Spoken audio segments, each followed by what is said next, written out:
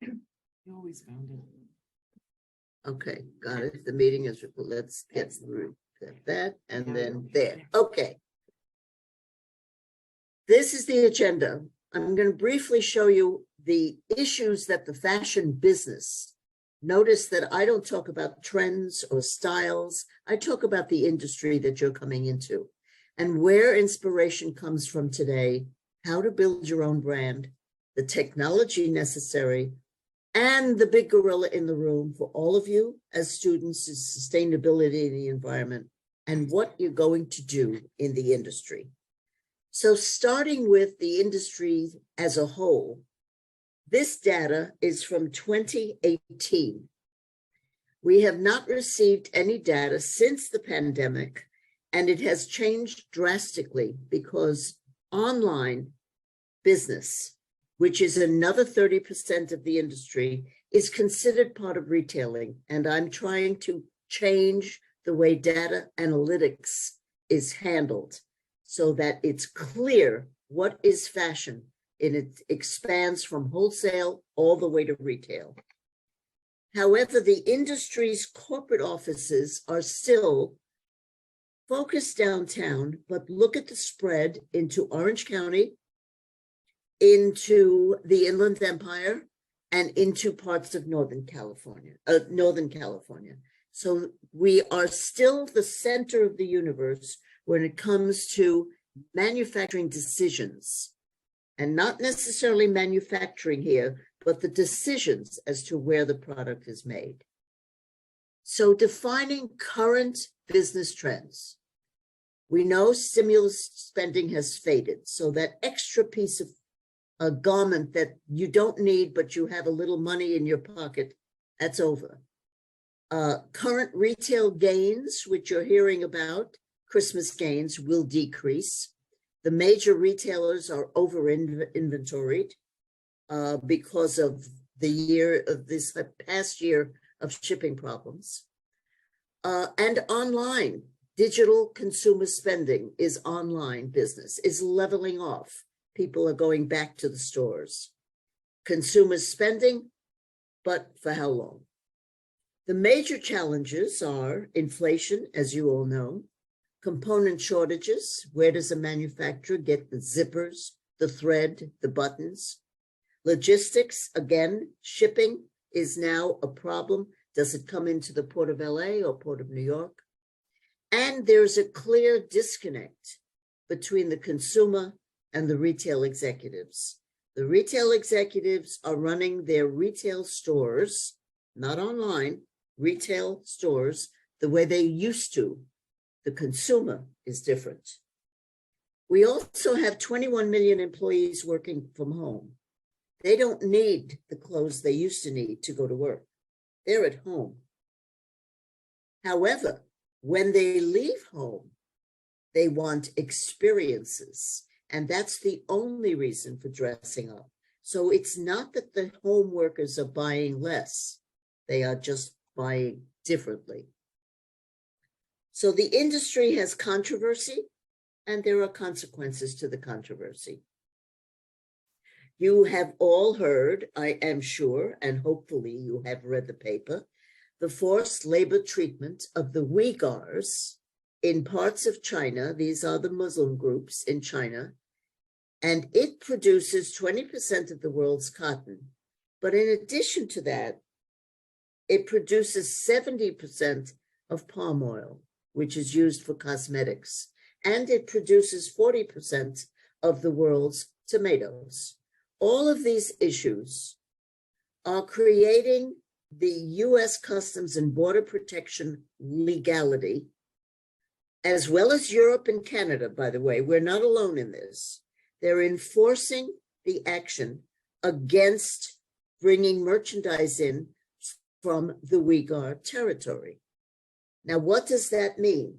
It means that anything coming from China has to be proven a negative. You have to prove that it does not come from that neighborhood. That, ladies and gentlemen, is very difficult.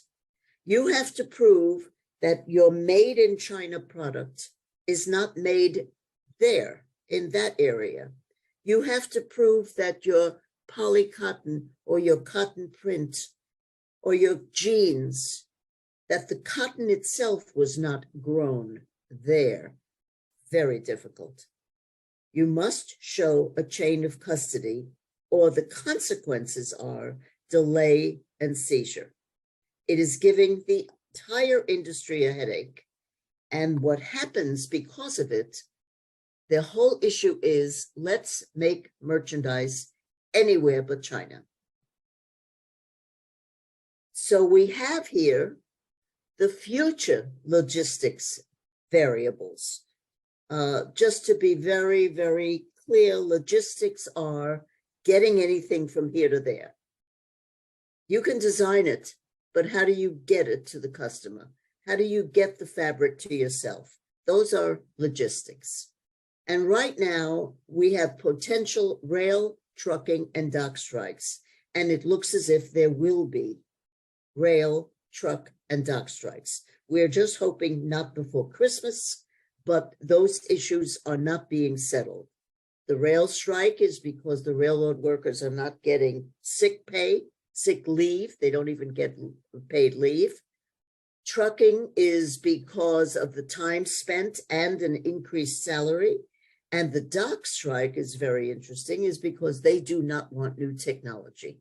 The union does not want the new technology, which would make unloading easier.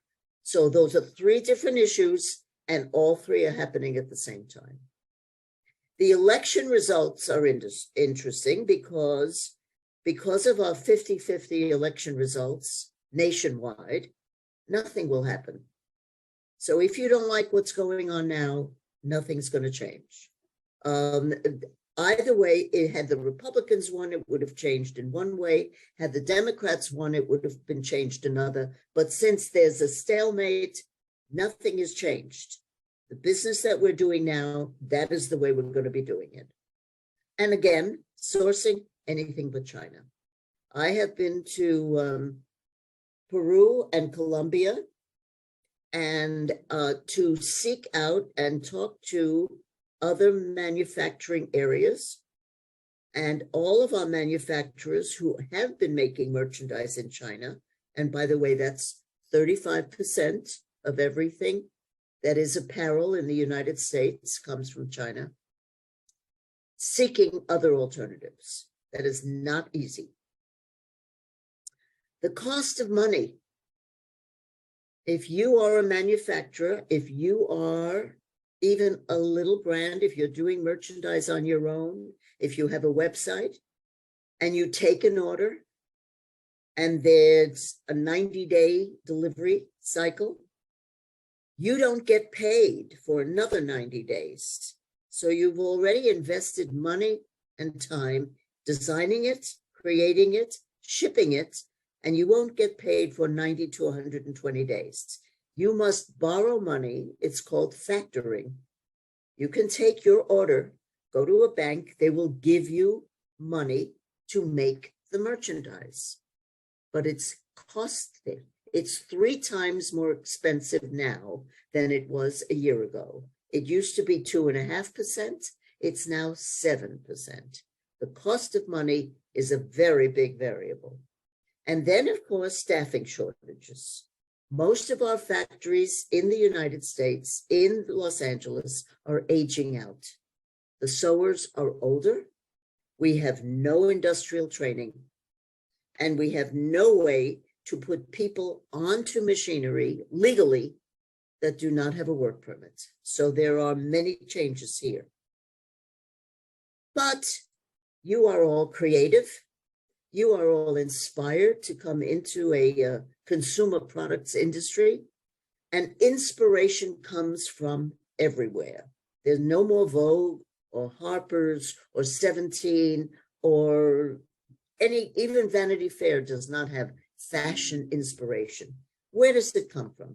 First, a little comedy, okay? Who wore this better, Heidi Klum or your car wash, right?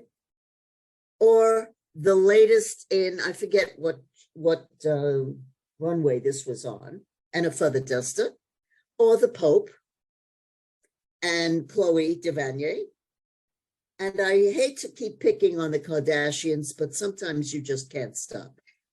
You also have Miss Gaga, Lady Gaga. Now, of course, that designer was not inspired by a heat lamp, but inspiration is everywhere.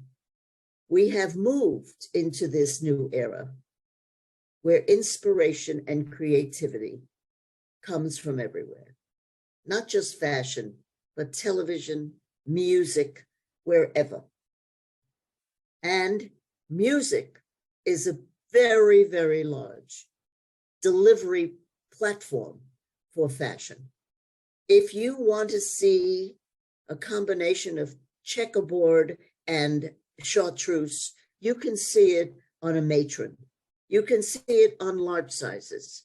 The effect of some of the looks from music is very, very strong.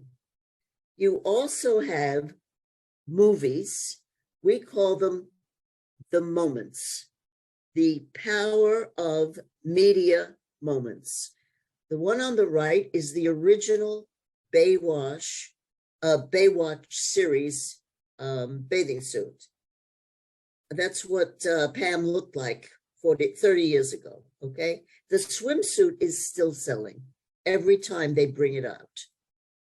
Please note, media style. Everyone has the same hairdo. Everyone. However, the girl on the second one in from the lower left, she just got a major haircut, short. Maybe it's a trend. But this was an easy find on media. Everyone has the same hairdo. Media drives fashion. I'm showing you this because this is a suggestion for your future. Whether you like it or not, whether you like a program or not, whether you saw Bridgerton, whether you're looking at White Lotus, whether you're looking at anything that the world is looking at, whether you like it or not, it's part of fashion. And you should, you don't have to watch it all the time, but you should be aware of what other people are watching. This is a very strong show, lots of fashion going on. What will it take to stick with us? We don't know yet, but keep watching. This is coming. It's not out. Barbie is coming. Are you ready? Not only fringes and Western wear, but Barbie colors, pink and blue and green and yellow. Are you ready? Are you thinking about it? If you are shopping in vintage stores, are you looking for the trends that are coming? This is fashion's impact. Now I'm showing old media moments because I'm making a point here. Media moments are 10 weeks. The lifespan of any of these things being hot, being of the moment for a long time, very few. Bernie Sanders and his mittens was during the election. Emily Goes to Paris, everything that they wore was on sale, was for sale. And they told you it was for sale. They gave the manufacturers permission to put the pictures on their websites and say, see, this was on Emily Goes to Paris, but it's over. Steve Kornacki was called the map guy during the elections. They sold millions of khaki jeans, Gap. This was the Gap and Dockers. It was Dockers. But these are media moments that you should all be aware of. And that's what happens. Here's the biggest media moment and what can happen to a media moment if it gets past that hump of 10 weeks. A little more than a year ago, the beginning of, as you can see, he's not wearing a mask. At the beginning of the pandemic, Justin wore Crocs. And it was at the time that Crocs were really off the charts. They were not being worn. They were not in fashion. As a matter of fact, in my chart in 2020 of what's in, what's out, cargo pants and Crocs were at the bottom of the lifespan of fashion. Now comes Justin Bieber in Crocs and Crocs made fancy. What has happened since then? 1 year in the third quarter of 2021, Crocs increased their business by 57%. This is phenomenal. To $985 million for those ugly shoes. But please note that this business, I'm taking this quote from a business magazine, the business of the business, and they call them the Justin Bieber approved clog seller. They didn't call it Crocs. They said the Justin Bieber approved Croc seller. That's how important it is when a fashion person gets on to an idea. So the company now, Crocs, bought what they think is a great American brand, except it's not an American brand. It's Italian. Hey Dude is made by Italian makers, and they think it's going to do $1 billion in revenue next year. But let me show you the next version of Crocs and why some of these media moments become part of your lexicon. It's called upstream licensing. These black Crocs are $1,500. That little lime green number is $769, and the basic beige is $587. You ask who would pay that kind of money for Crocs. It's called upstream licensing. When something is in fashion, it is in fashion because the democracy of consumption is very much with us. This is the democracy of consumption, and so is this. And I can show you this kind of picture on everything that is trendy. 6 months ago, we did it with tie-dye. Now tie-dye is over, but we had tie-dye at every price.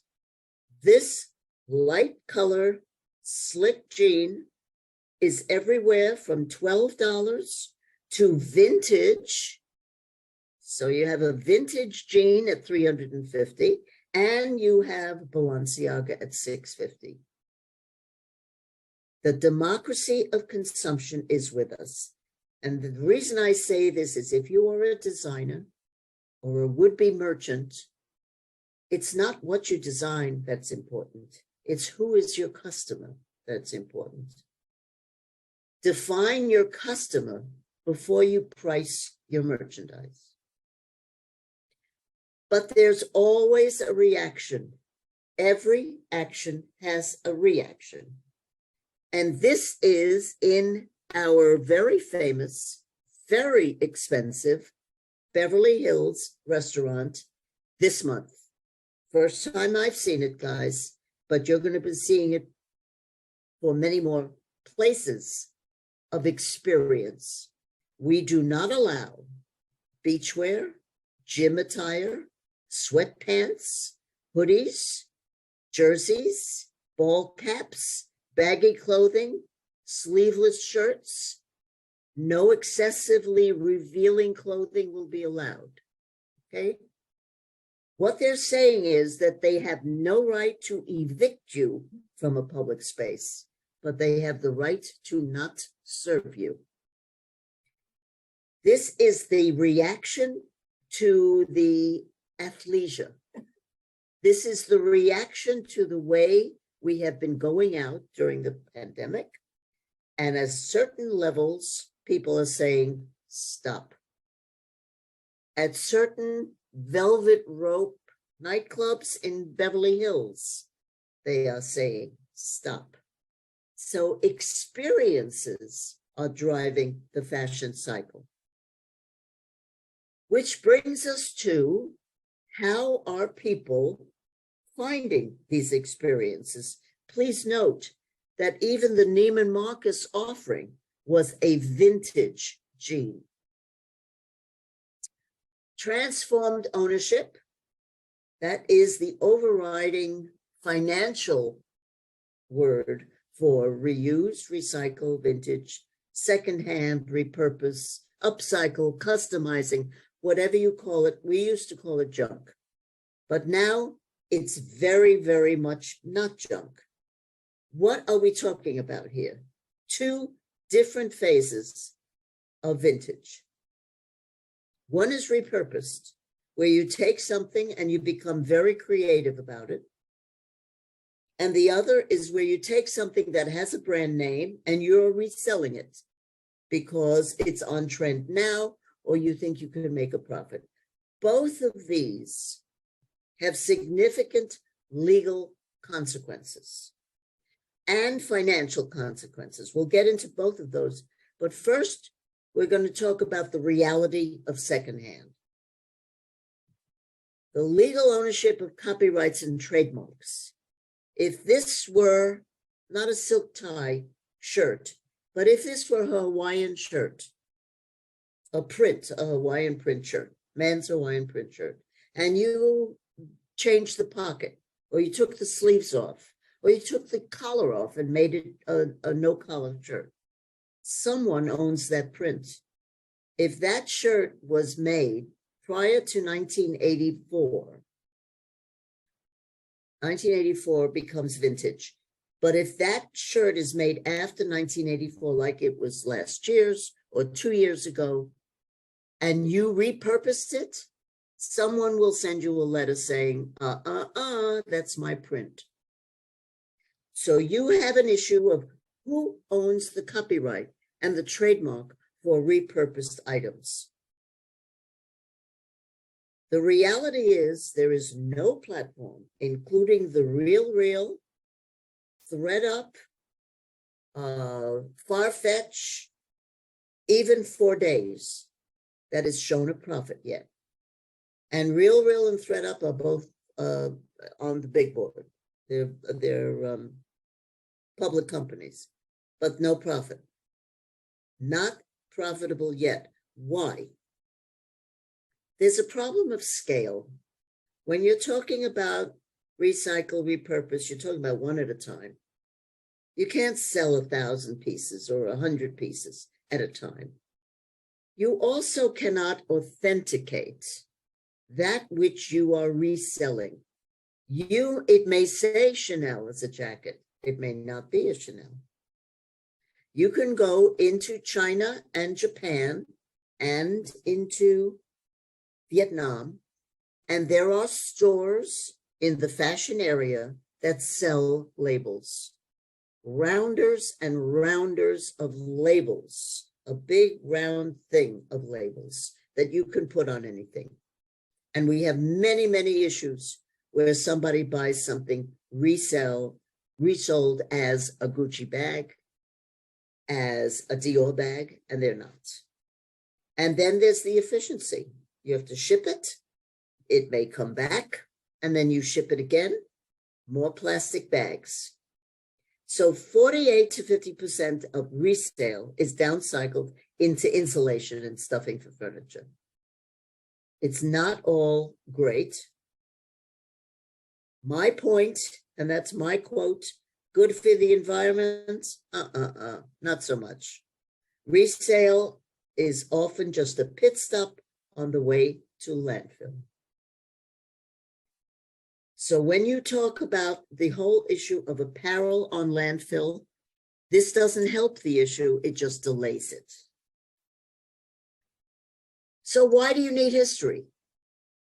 If resale is to become important, and by the data, it's becoming more and more important, those of you who are students of fashion, you love resale, you love vintage. You love snooping around in those stores. But if we're telling you that the Rosie the Riveter look is coming back, do you know what it is? Do you know what period it is? Because if you do, you have a heads up on a resale shopper. If we tell you that the Beau Brummel neckline is coming back, and if you know what a Beau Brummel neckline is, and you go to a retail, you can get that first. But you must know your history. Everything old comes back as recycled, but you need a knowledge of the fashion periods. I hope you're getting it, and I hope you look it up yourself. But the fashion phrases define a period. Yesterday, I was with in another educational institution, and they had a whole display of what was called psychedelic merchandise. Do you know about Timothy Leary and EST? Do you know that psychedelic has also to do with flower power? Do you know what that whole look means and what fabrics we use? This is why history, fashion history, is so important. And we get back to knowing who your customer is, not just because you want to price it right. You don't want to be too cheap, right? But you don't want to price something out of range. So how do you build a brand today, knowing that we do not have Vogue, Harper's, 17, Town and Country, newspapers?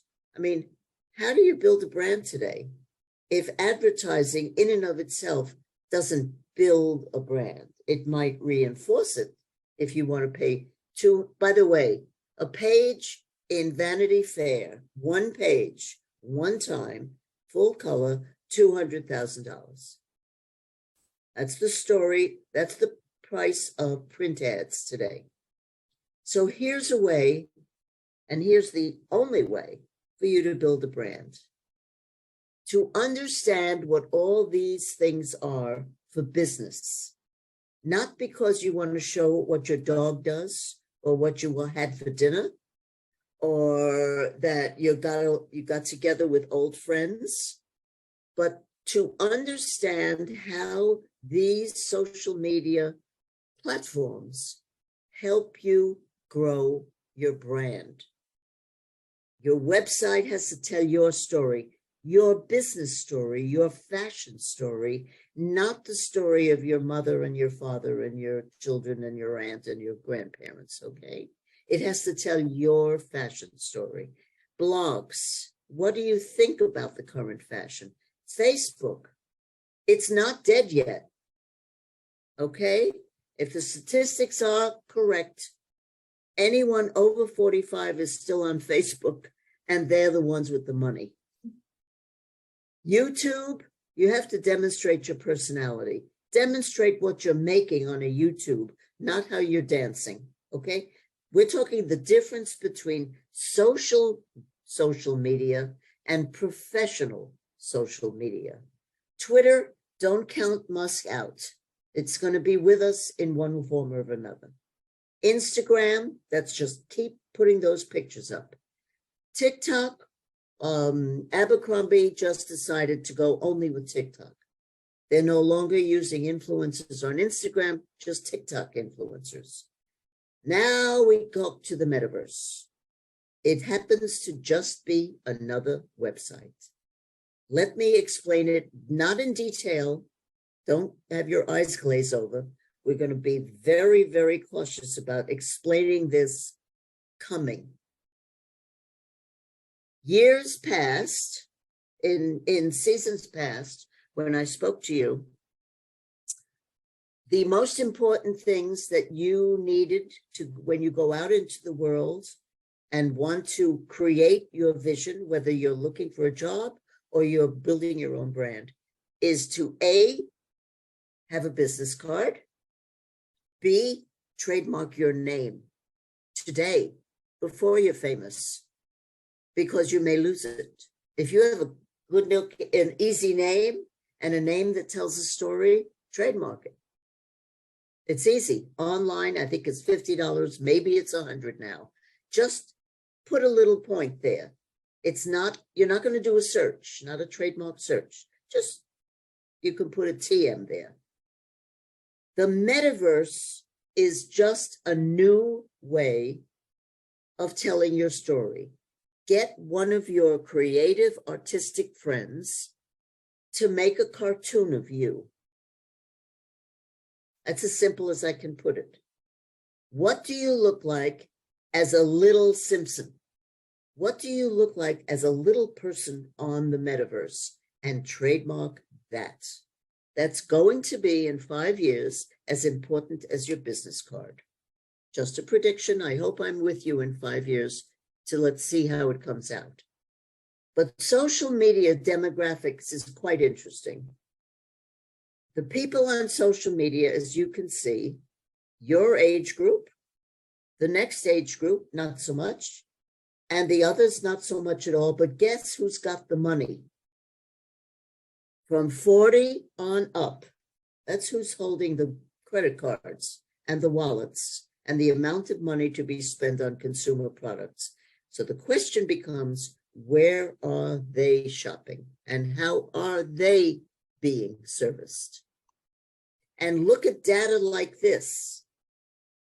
Now, this research was March of this year, but I'll bet if I looked at it right away today, and certainly by January of 2023, there will be a different, it'll be a little bit different, not much, but take a look at the ages and where they're shopping. And I'm not making a point here, except you have to know this. Who are you creating product for? Who are you making styles for? Who are you thinking about? Who do you think you know better than? This is data analytics at its best. All of these kinds of things you need to know to be in the fashion business today. It's not enough just to be creative. You must look at the data. So this is fashion advertising's future. And this just came out yesterday, and that's why I put it on for you today.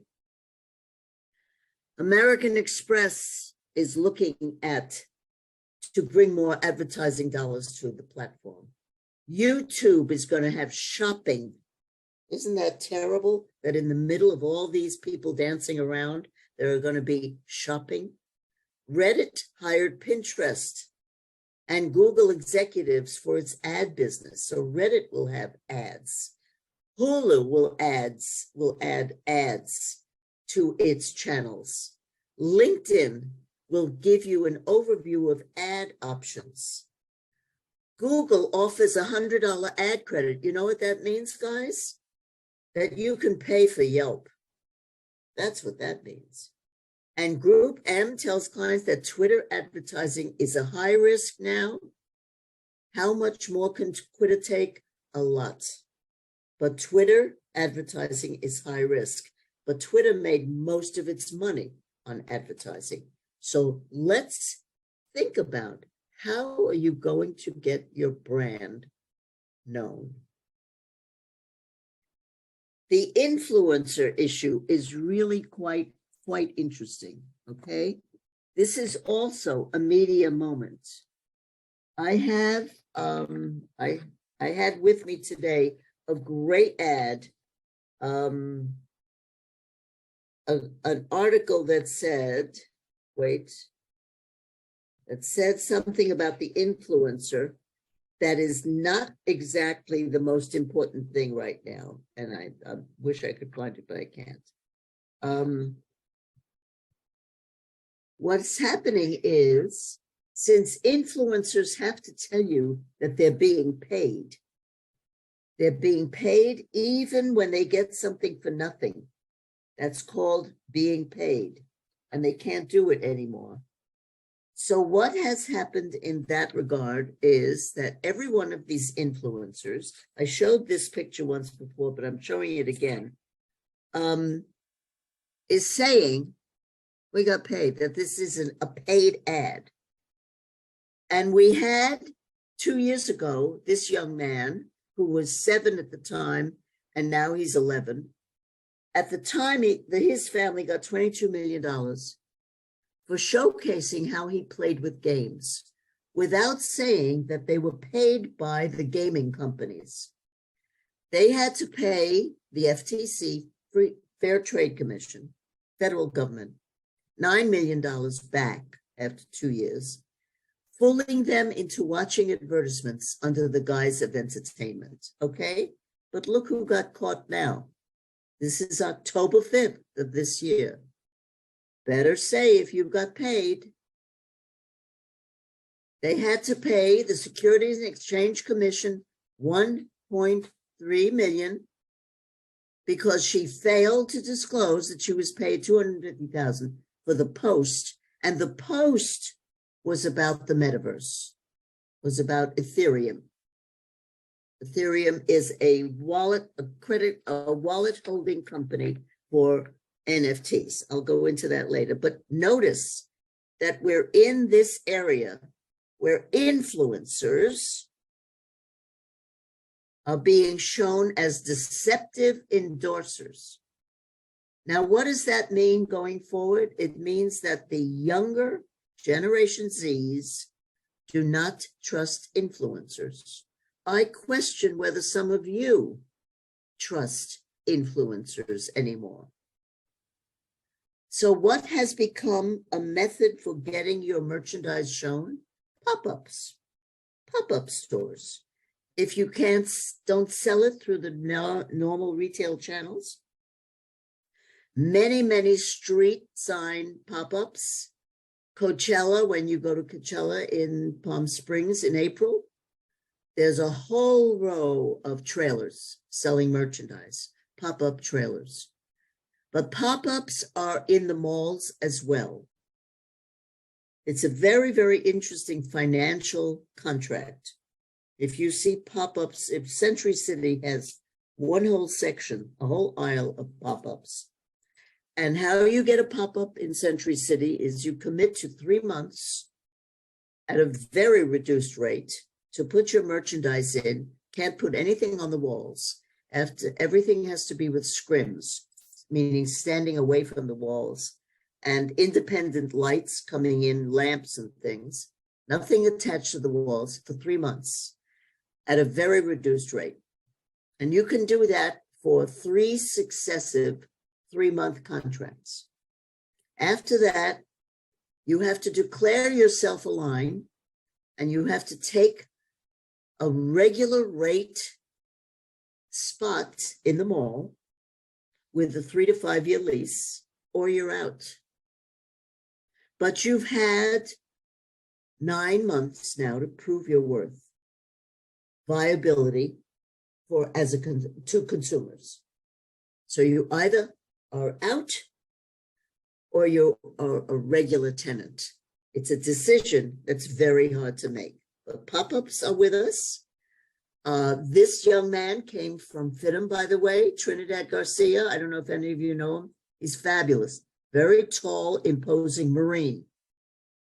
He came out of the Marines and did a very short course at FITM and created jeans and T-shirts for the people in the armed forces. And he goes around in the trailer, one of those trailers, and there's a big Trinidad 3 on it.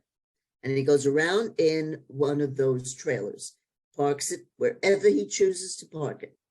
Does very well. He is now Trinidad 3 jeans are now in Nordstrom's, and they are in specialty stores. And he's doing a terrific job. He's a great guy. But this is an idea. These are mobile pop-ups. So you have pop-ups as retail spaces where a whole bunch of you get together. You could even do it on campus, or you have mobile. But what is really driving fashion? Gaming. Gaming is the metaverse in its raw form. Because gaming is so popular, that's where the metaverse came from. That's why Facebook changed its name to Meta. What you have here, this was one of the first ones. Naomi Osaka is a very good tennis player. She also designs. And she put her designs on the Fortnite game. It's an icon series. And she started with 2 outfits, and now she's designing for the entire series. Roblox. Every game on Roblox, the players in the game have a logo, some kind of logo. Someone has sponsored everybody that's on a game. Then you have strange bedfellows. You have North Face and Gucci for Pokemon. It is a Pokemon game. They are wearing North Face t-shirts with the Gucci, and you can buy that t-shirt on a Gucci website. So this is Niantic's Pokemon Go. And the people who are playing that game are wearing North Face and North Face products with the Gucci label, backpacks, everything. And those are the issues in gaming. And just this November, again, this week, Tommy Hilfiger is starting a new thing. He has a collection where he took 8 Roblox content creators. Now, note what we're talking about. We're talking about people who are sitting in their living rooms, who are creating Roblox games. And they are reinterpreting Tommy Hilfiger garments for their avatars. This, ladies and gentlemen, is an avatar. These are the people. Now, mind you, none of this merchandise is for sale. No one's selling anything. These are games. Roblox has 50 million daily active users. Avogad doesn't get to 50 million people. So you have all these brands on gaming. And what happens to that? I'm going now the future fashion technology for this metaverse social network is all it is, very simplistic. I'm bringing it down to the simplest level. It's social media using digital characters. It's just the same as a website, as YouTube, as Instagram. It's using digital characters. All of these people are creating collaborations with their virtual avatars to attract fan bases. Not to sell merchandise, to attract fan bases. And they develop this app and they allow their users to see their fashion shows, go to their store openings, attracting a fan base. Here is Ralph Lauren's avatar, and of course, the metaverse picture is his store in New York. Now, the pictures that you see there, the avatars you see there are trademarked. You cannot put your garment on those avatars without hearing from Ralph Lauren. So it's like a trademark, the name Ralph Lauren, the trademark Ralph Lauren. You create this vision of yourself or your product. We now have Gucci Town, a Roblox portal. And what do you compete for? What do you win when you play in Gucci Town? You collect gems that can allow you to dress the avatar, just like Tommy Hilfiger. You collect enough gems so that you can dress a Gucci avatar. You can't buy anything. You can't pose anything, but you can have a Gucci garment visually. Taking it one step further, and again, I showed this slide before, but now that you know a little bit more about the metaverse, here is Patrick. Not one of these garments are made.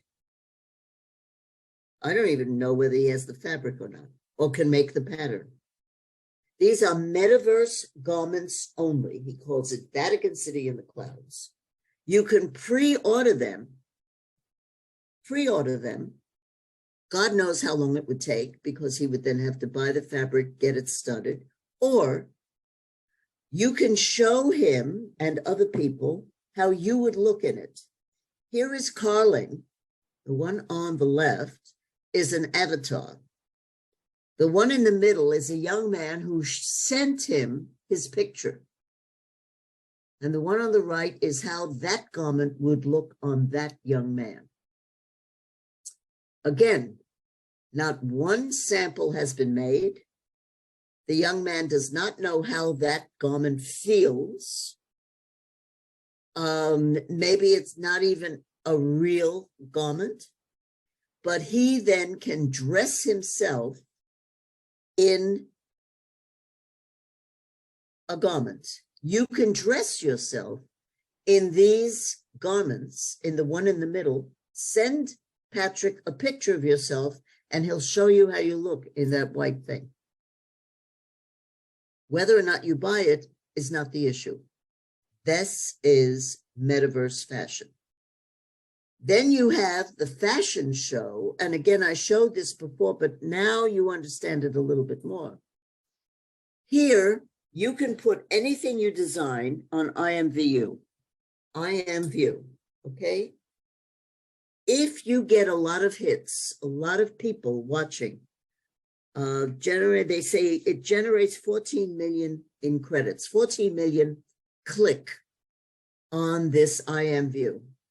And if you, let's say the white outfit, the white little pantsuit, gets enough clicks, enough tokens, IMView gives you your own page so that you have your own page to advertise your talent.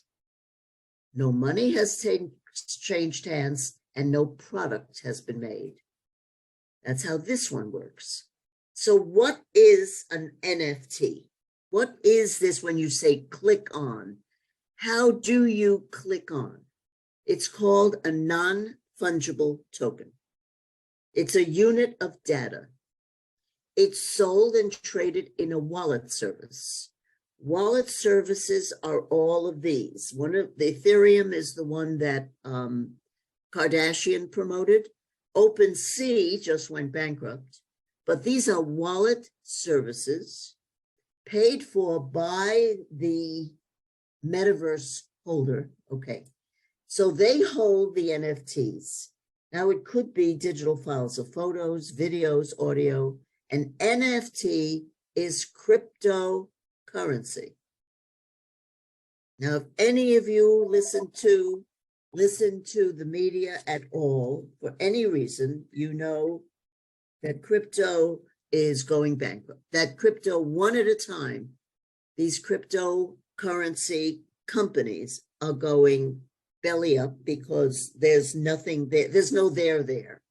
Nobody's watching. There's nothing that says you have this much money in a bank or whatever. So, but NFT is cryptocurrency, which in the metaverse, you can't lose any money because you haven't put any money in.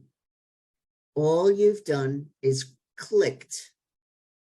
That's all you've done. You've clicked, and that click is an NFT. So putting NFTs to work for you, you're coming out of the fashion department, you have an idea for a consumer product. And when I say consumer product, that is apparel, footwear, accessories, home furnishings, cosmetics, okay? That's what I cover, consumer products. So if you define your goals, trying to make money, you're trying to build a brand, is it a learning experience? Is it a PR stunt? Do you have a brand and you're building customer engagement and loyalty? Or do you want to display a metaverse fashion line? Experiment. That's my suggestion to you. This will be around in the next 5 years. Website, metaverse, social media will be as prevalent as websites. So be prepared. But understand the possible risk implications. That's next.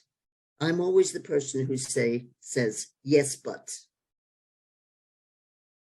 Here are the issues, okay?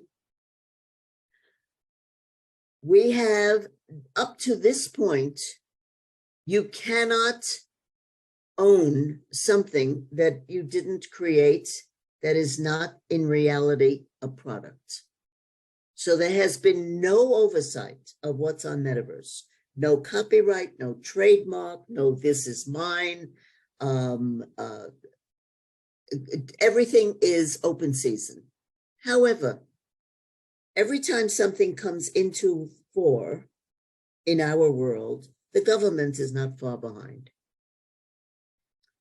One of the people, and I showed this the last time, I didn't want to re-up these things, opened a metaverse with a meta Birkin, a whole page of fuzzy-wuzzy Birkin bags in many, many colors. It's called the meta Birkin. He was having fun with it. He was making fun of the Birkin bag, which is $30,000, $15,000 for a small one, $35,000 for a big, okay? Fur covered in all kinds of ugly colors. However, one person thought it was such a cute idea that they got an old Birkin bag, a used Birkin bag, which they paid $3,000 or $4,000 for, because even an old Birkin bag is very valuable. And they covered it in fur and promptly turned around and sold it on Etsy for $12,000 because it was one of a kind. And it was very clever. Now Hermes paid attention. Now they paid attention to the meta Birkin. But now, as soon as it became one real product, they played gotcha. They went back and sued the NFT creator, meaning, I forget, his name is Rothschild, I think Andy or something, the last name is Rothschild, sued the creator over the meta Birkin.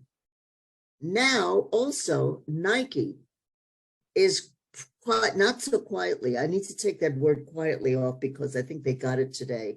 They filed 7 trademark applications for the metaverse. They're going to make and sell virtual branded sneakers and apparel. This will be a first. This will be a test for the government, but I am sure it will be for everybody, that they can brand a virtual product. Think about it. They can brand something that's not even made yet. So, what are the legal issues of the metaverse that you will have to deal with within the next 5 years? Does the title of artist, oh, by the way, Rothschild of the meta Birkin, his response to the lawsuit was that he's an artist as an entitled to creative license. That's his response. We'll see. That's still in the courts.